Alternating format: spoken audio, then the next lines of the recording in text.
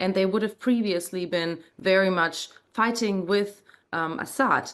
And in the last couple of months, especially ever since the war sort of spiraled out of control in Lebanon and Israeli attacks basically targeted most of the country, we've also seen a lot of people in Lebanon, also people affiliated with Hezbollah, leaving to Syria to find refuge. So the entire situation was a very, very good time for the HTS to say, we are now attacking the Assad regime. He is in the weakest possible position he could have been in recent years. And this is a good time for us to now take action.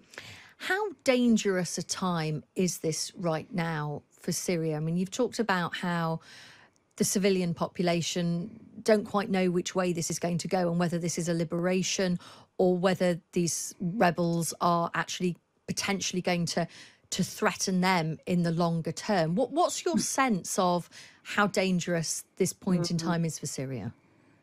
Yeah, it's certainly a very uncertain time. Even if we've looked at the last couple of days, we've had more than 300 people have already been killed. And let's remember, this war, since it started in 2011, has taken about 500,000 people. So a lot of people have been killed.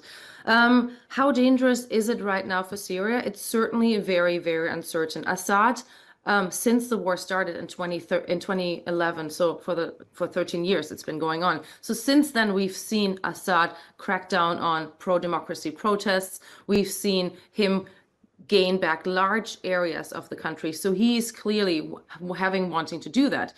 So could he be doing the same? Could he be now fighting back? And would that mean that a lot of civilians could be killed in airstrikes? That's certainly a fear that most people are having, they're telling me. At the same time, after 13 years of this war, people also do want change. Right now is a very, very uncertain time. We've already seen a lot of people have left Aleppo. A lot of people have fled their homes because of airstrikes, because of the advances of the opposition. So it's very, very uncertain. It's also hard to know how much further the opposition will go. Will they take further cities further south of Aleppo? It's very much unclear what's going to happen. There's also been some clashes reported in the capital, Damascus, separately. From what I'm hearing from analysts, from people in Syria who've spoken to, they say it's all very, very uncertain, but certainly there's very big change ahead. And the dynamics of this conflict, especially if we're looking at the last 4 years, the front lines have pretty much been frozen, and this has completely collapsed.